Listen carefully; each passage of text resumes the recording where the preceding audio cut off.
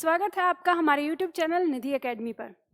मैंने आपको इस विषय पर पहले भी एक वीडियो बनाई थी, लेकिन उस वीडियो में कुछ चीज़ें मैंने अधूरी छोड़ दी थी, तो आप में से बहुत सारे लोगों ने कमेंट किया था उस पर और कुछ आपके प्रश्न थे। तो यह जो वीडियो है हमारी, वो ये है कि शुद्ध लेखन में हम किसका प्रयोग करें, गए यानी य पे, या गए या गए का, या लिए या लिए का, या चाहिए का चाहिए, कौन सा हमारा सही प्रयोग होगा, ये हमें जानना है यहाँ पर। तो यह टॉपिक हमारा ऐसा है कि इसको लेकर हमारे विद्वानों में हमेशा से ही मतभेद रहा है और सबने अपना अपना व्यू कहा है। तो जो मैंने पिछली वीडियो बनाई थी उस पर बहुत सारे लोगों ने जो विरोध में थे, उन्होंने अपने अपने मतभेद जो थे वो दिए और उन कमेंट्स को मैंने देखा, ध्यान से पढ़ा। तो आज मैं उन कमेंट्स का भी जवाब देने वाली हूँ यहाँ पर इसमें, और कुछ मैं उदाहरण लेकर आई हूँ। और जैसे कुछ छात्रों का प्रश्न भी था कि मैम हमें आप क्लियर करिए कि कहाँ पर किसका प्रयोग करें, किस शब्द में किसका करें। कई छात्रों का इस तरह का प्रश्न था कि मैम अगर जैसे रुपया शब्द है तो रुपये लगाएंगे या रुपये लगाएंगे, वहाँ पर भी थोड़ा सा क्लियर कर दीजिए। तो आज मैं आपको सारी चीज़ों को यहाँ पर क्लियर करने वाली हूँ। तो सबसे पहले तो आप ये जानिए कि मेरा जो व्यू है, यानी मैं जो अपना दृष्टिकोण से अगर मैं जो कहती हूँ तो उसमें हमें यही लिखना चाहिए, गए लिए चाहिए। ये दृष्टिकोण मैंने क्यों बताया था, तो मैंने कहा था दो आधार हैं हमारे। सबसे पहला आधार, हम जो उच्चारण करते हैं हम वही लिखेंगे। तो हम जब इनका उच्चारण करते हैं तो हम गए नहीं बोलते, कि गए नहीं कहते, हम क्या बोलते हैं, गए। लेकिन इस गए का जब अगर हम एक वचन बोलते हैं तो वहाँ हम स्पष्ट गया या का प्रयोग करते हैं, तो इसलिए गया शब्द लिखा जाता है। ठीक है, ये हमें यहाँ ध्यान रखना है कि जब हम इस गया का प्रयोग करते हैं। और इसी तरह से अब ये लिए का जब हम बनाते हैं एक वचन पुल्लिंग, तो वहाँ पर हम लिया का प्रयोग करते हैं, तो इसमें भी हम लिया या शब्द का पूरा उच्चारण करते हैं, इसलिए हम यहाँ पर लिखते हैं, यानी या वर्ण का। ठीक है, शब्द नहीं, शब्द तो ये पूरा हो जाएगा, वर्ण का, या वर्ण का हम पूरा उच्चारण करते हैं, इसलिए हम लिखते हैं। लेकिन जब हम इसका बहुवचन बना देते हैं तो हम लिए नहीं कहकर हम लिए कहते हैं। हमें बहुत ज़्यादा जल्दी होती है बोलने की, तो बोलने के आधार पर हम इसका प्रयोग करते हैं। अब इसी चीज़ को हम देखते हैं कि यदि हम लिया का लिए लिखते हैं और ये लिए लिखते हैं तो इसमें हमारे वर्ण आते हैं, ये व्यंजन है, ये स्वर है, फिर ये व्यंजन है और फिर इसका ये स्वर है। तो यानी इसमें 4 वर्ण आ गए। और इसी को अगर हम यहाँ पर लिए लिखें तो इसमें ल व्यंजन, इसका स्वर और फिर इसमें ये स्वर। तो हम यहाँ देखते हैं कि लेखन में भी जब हम इन दोनों में अंतर करते हैं तो हमें पता चलता है कि इसे लिखने के लिए हमें 4 वर्ण की आवश्यकता होती है और इसे लिखने के लिए हमें 3 वर्ण की आवश्यकता होती है। तो भाषा का एक नियम यह भी कहता है कि शब्द हमें वे लिखने चाहिए जिनमें कम से कम वर्णों का प्रयोग हो। या अगर हम एक अच्छी भाषा की बात करते हैं, जैसे आपने देखा होगा कि संस्कृत भाषा को बहुत श्रेष्ठ भाषाओं में सबसे ऊपर रखा गया है। कहा है कि बहुत श्रेष्ठ भाषा है हमारी जो संस्कृत है। उसका क्या कारण है, उसको इतना श्रेष्ठ क्यों रखा गया है? क्योंकि वह अपने 2-4 शब्दों में ही पूरे एक वाक्य का अर्थ दे देती है। यानी उसके अंदर वर्ण और उसके शब्द जो है कम से कम प्रयोग किए जाते हैं और ज़्यादा से ज़्यादा उसमें भावनाएं यानी अपने विचार व्यक्त कर दिए जाते हैं, इसलिए संस्कृत को बहुत अच्छा माना गया है। तो उसी तरह से हिंदी में भी या हम कहें किसी भी भाषा का एक अच्छा गुण यही होता है कि यदि उसके अंदर वर्णों का कम से कम प्रयोग हो और उसका भाव वहाँ पर आ जाए तो वही श्रेष्ठ होता है, वही सही होता है। तो इसलिए भी तो पहला कारण यह हो गया क्योंकि यहाँ पे हमारे जो वर्ण हैं 3 होते हैं, इसलिए। लेकिन जब हम बात करें अपने उच्चारण की, तो जो ये लिए शब्द यहाँ पर है, इस लिए शब्द को हम लिए में उच्चारित करके अपने उस जो विचार वहाँ पर हम दे रहे हैं, जो भावना हम वहाँ दे रहे हैं, वो पूरी हो जाती है। तो इसलिए हमें यहाँ पर जो प्रयोग करना चाहिए वो इसका करना चाहिए। अब प्रश्न आता है कि मैम क्या रुपया शब्द का भी रुपये यानी य ए ना लिखें, वहाँ पे भी ए लिखें क्या? तो इसके लिए मैं आपको बताऊंगी कि ऐसा जो हम प्रयोग करते हैं वो क्रियाओं के साथ करते हैं, लेकिन जो संज्ञा है, संज्ञा का अपना एक रूप होता है पूरे वर्ण के साथ, तो उसे अपने वर्ण में ही रहने देते हैं, क्रियाओं में हम बदलते हैं। अब कैसे होते हैं उसे यहाँ पे बताती हूँ। अब यहाँ पर इसी जब लास्ट क्लास में मैंने आपको बताया था, यानी पिछली क्लास में, तो पिछली क्लास में एक छात्र ने कमेंट किया था कि नहीं, लिए का प्रयोग होना चाहिए, क्योंकि हम जब इस शब्द का किसी वाक्य में प्रयोग करते हैं तो उसमें अंतर स्पष्ट होना चाहिए। जैसे उन्होंने उदाहरण दिया था, उदाहरण तो कोई और रहा होगा, लेकिन उदाहरण कुछ इस तरह से था। उनका कहना था कि जैसे मान लो हमने ये वाक्य लिया कि मैंने ये जूते दौड़ने के लिए लिए, तो उनका कहना था, उनका प्रश्न ये था कि हम यहाँ पर दोनों का प्रयोग करेंगे कि यहाँ पर के लिए इसको अलग स्पष्ट करना है ताकि हमें पता चले कि इस के लिए का मतलब कारक चिन्ह है और इस लिए का मतलब क्या है, क्रिया है। तो उनका ऐसा कहना था, इसलिए उन्होंने कहा कि यह सही होगा। अब मैं ये कहती हूँ, मेरा ये प्रश्न है फिर उनसे कि अगर हमने इसको ऐसे लिख दिया कि मैंने ये जूते दौड़ने के लिए लिए, अगर हमने इसके साथ इसको लिख दिया, तो क्या इसमें आपको ऐसा उलझन हो जाएगी कि जो आप नहीं समझ सकते? आपको पता चल जाएगा कि दौड़ने के लिए यह तो कारक चिन्ह हो गया और लास्ट में जब लिए आया है उसका मतलब क्रिया हो गया। क्यों ऐसा? इसलिए क्योंकि आप इस तरह का वाक्य, यदि मान लीजिए आपके सामने इस तरह का वाक्य दिया हो कि दीपक को जाने से पहले खाना खाना है, तो यहाँ पे खाना शब्द 2 बार प्रयोग हुआ है और बिल्कुल हूबहू वैसा ही, तो क्या आप इसका अंतर नहीं समझ पाते? क्या आपको ये नहीं पता चलता कि इस खाना का मतलब क्रिया और इस खाना का मतलब संज्ञा? इस खाना का अर्थ भोजन से है। क्या आपको यह बात समझ में नहीं आती? आती है, वाक्य के प्रयोग में आती है, आप इसे समझ सकते हैं। तो यह जो तर्क है कि वाक्य में पहचान के लिए लिखा जाना उचित है, यह तर्क मेरे दृष्टिकोण से गलत है, क्योंकि यह तर्क हम नहीं दे सकते। हमारे पास खाना शब्द जैसे बहुत सारे शब्द ऐसे हैं जिनका प्रयोग हम 2 बार करके उनमें अंतर समझते हैं, क्योंकि हमारी भाषा के अंदर अनेकार्थक नामक शब्द की सूची है। ठीक है, अब इसके साथ ही यहाँ पर कुछ लोग कहते हैं कि जो ये बताते हैं कि हम एक वचन से जब बहुवचन बनाते हैं तो वहाँ पर इनका प्रयोग होता है उस चीज़ से, तो मैं वहाँ पे आपको थोड़ा सा बताती हूँ कि जब लिंग परिवर्तन हम करते हैं तो यदि हमारा आकारांत पुल्लिंग होता है तो उसका बहुवचन बनाने के लिए हम इस आ को हटाकर क्या लगाते हैं, ए का प्रयोग करते हैं। ठीक है, इससे हम उसको क्या बनाते हैं, बहुवचन बनाते हैं। तो हम किसका प्रयोग कर रहे हैं यहाँ पर, इस ए का प्रयोग कर रहे हैं। जब हम बात करें स्त्रीलिंग संज्ञा में एकारांत, आकारांत, उकारांत की बात करें तो इनमें नियम लगेगा किस तरह, तो इसमें बनाने के लिए जो हमें शब्द चाहिए होता है वो हमें ये चाहिए होता है, यानी हम इसका प्रयोग करते हैं। और अगर हम इसे मात्रा के रूप में लिखें तो ये इस तरह से मात्रा के रूप में आएगा, वास्तविक रूप में ऐसे होगा और मात्रिक रूप में ऐसे होगा।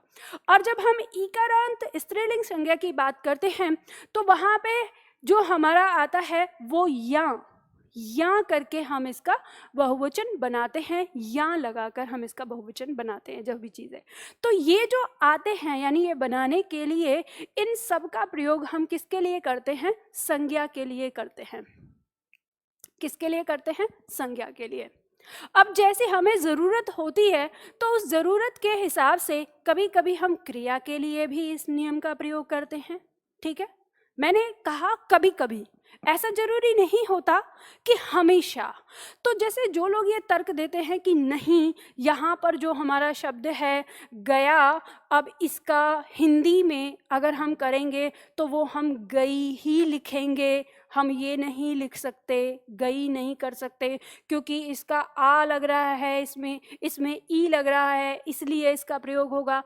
तो यह तर्क बिल्कुल ही गलत होता है मेरे दृष्टिकोण से। क्यों, मैं इसके लिए आपको कुछ बातें बताना चाहती हूँ कि हम इस एक बेवजह की चीज़ पर क्यों रूढ़ होते हैं। ऐसा तो ज़रूरी नहीं नहीं कि हमारी हिंदी भाषा में हम एक ही नियम पर बिल्कुल मतलब एक नियम पर टिके हुए हैं। हम इस नियम के अलावा, यानी ये जो नियम यहाँ पर दिए हुए हैं, ये तो खैर वचन के लिए है कि जब हम लिंग परिवर्तन करते हैं कि वहाँ पे हम उसके नियम के अलावा कोई और दूसरे नियम का प्रयोग करते ही नहीं है। कि इस तरह से, जैसे देखो यहाँ पर हमारी हिंदी के अंदर जब हम लिखते हैं बैल का, अगर आप लिंग परिवर्तन करें तो अगर बैल का स्त्रीलिंग अगर आप देखें तो क्या होता है, गाय होता है। अब मुझे बताइए कि इसमें कौन सा नियम लगा है? कोई नियम है क्या? नहीं। अगर यहाँ बात करें कि राजा का स्त्रीलिंग रानी होता है, आप कहें कि पुल्लिंग के अंदर हमने आ और स्त्रीलिंग के अंदर नी लगाया इसी से, तो क्या आप सभी शब्दों में ऐसा करते हैं? अगर आप सभी शब्दों में ऐसा करते हैं तो आपने ऊपर क्यों नहीं किया? तो नहीं करते, इसका अपना अलग नियम। राम का स्त्रीलिंग सीता है, तो क्या यहाँ पर आपने, अब यहाँ पर देखें, यहाँ राजा आ लगाकर राजा तो पुल्लिंग बना और सीता में आ लगा दिया तो यह तो स्त्रीलिंग बन रहा है। तो यह अपने आप में क्या है, एक संज्ञा है, अपने आप में एक अलग नाम है, तो इसमें कोई नियम काम नहीं कर रहा। इसी तरह से भेड़ा शब्द का अगर हम स्त्रीलिंग बनाते हैं तो भेड़ होता है। अब आप यहाँ पे कहें वही फिर उल्टा नियम हो गया, यहाँ पे आ लगाकर ये पुल्लिंग हो गया और ये अ लगाकर यहाँ पर स्त्रीलिंग हो गया। अब उसी में ऐसे शब्द देखें कि शेर का स्त्रीलिंग शेरनी, तो यहाँ पर तो नी प्रत्यय लगाकर शेर से बनाया है शेरनी। और जब हमने शेर से शेरनी बनाया तो चीता से चीतनी क्यों नहीं बनाया? फिर हमने मादा चीता क्यों कहा? फिर इस पर नियम क्यों नहीं लागू हुआ? तो कहने का मतलब ये है कि ऐसा जरूरी नहीं है कि सारे शब्दों में, सारी क्रियाओं में आप एक ही नियम को लगाते हो। ठीक है, तो हमें जो नियम बनाने होते हैं वो सुविधा के अनुसार बनाने होते हैं, भाषा की अच्छाइयों को देखकर बनाने होते हैं। अब यहाँ पे मैं आपको बताती हूँ आपको किस तरह से पहचान करनी है कि कब आप ये लगाएंगे और कब आप ए लगाएंगे। ठीक है, संज्ञा शब्द सबसे पहले पहचान करिएगा कि शब्द आपका क्या है, संज्ञा शब्द है। जैसे पहिया शब्द दिया है, इस पहिया का जब आप बहुवचन बनाएंगे तो क्या लिखेंगे, पहिए, क्योंकि इसमें आपको उस नियम को प्रयोग में लाना है जो एक वचन से बहुवचन बनाने के लिए आपने जो सीखा है पुल्लिंग संज्ञाओं में। ठीक है, क्रियाओं की बात नहीं कर रही, पुल्लिंग संज्ञाओं में। तो यहाँ पर आ को हटाकर ए लगाते हैं, तो इसलिए यहाँ हम लिखेंगे पहिए। ठीक, उसी तरह से रुपया शब्द है तो इसके लिए हम रुपये शब्द का प्रयोग करेंगे, यहाँ पर लगाएंगे। ऐसे ही नजरिया, नजरिया, और उसी में अगर कारक चिन्ह लगा के देखते हैं तो नजरिए। ठीक है, नजरिए बन जाता है जब इसको भी हम बहुवचन कहें या हम कहें कि कारक के साथ परिवर्तन, तो नजरिए हो जाता है। ऐसे ही तकिया शब्द है तो क्या हो जाएगा, तकिए। तो यहाँ पे हम, क्योंकि ये अपने आप में पूरा सार्थक शब्द है इसलिए हम इसका प्रयोग कर रहे हैं। जैसे यहाँ पर दिया किराया तो किराए, किराए, तो यहाँ पर हम इसका उच्चारण पूरा करते हैं, ये बात ध्यान रखिएगा। ऐसा नहीं कि हम इनका उच्चारण नहीं करते, हम इनका उच्चारण करते हैं। इसे पहिए बोलते हैं, इसे रुपये बोलते हैं, इसे नजरिए कहेंगे, इसे तकिए कहेंगे, इसे किराए कहेंगे। अब हम इसमें य का उच्चारण पूरी तरह से करते हैं, इसलिए यह शब्द ऐसे ही लिखा जाएगा। तो कहाँ लिखा जाएगा, ये संज्ञा शब्दों के साथ। ठीक है, अब इसी तरह से कई बार आपके दिमाग में ये आ सकता है कि ये जो हमने या से ये किया है ये सारी संज्ञाओं में हो जाएगा या कुछ अलग संज्ञाओं में होता है। तो ध्यान रखिएगा, ये सदैव जो होगा वो पुल्लिंग संज्ञाओं में होगा। किस में होगा, पुल्लिंग संज्ञाओं के अंदर होगा। और अगर हम बात करें स्त्रीलिंग संज्ञाओं की, तो स्त्रीलिंग संज्ञाओं में जब हम एक वचन से उसका बहुवचन बनाते हैं, यानी या अंत वाली जो हमारी संज्ञाएं होती हैं, तो वो है बनता है हमारा चिड़िया। यानी हम इस या जो है इस पर केवल चंद्र बिंदु लगाकर इसका बहुवचन बना देते हैं। बुढ़िया से बन जाएगा हमारा बुढ़िया, शब्द बन जाएगा बुढ़िया। बिटिया से बन जाएगा बिटिया, गुड़िया से बन जाएगा गुड़िया। इस तरह से हमारे ये शब्द बन जाएंगे। ठीक है, तो इस तरह से हमें ये बात समझ में आती है, यानी ये संज्ञा शब्द। अब बात करते हैं हम क्रिया शब्दों की।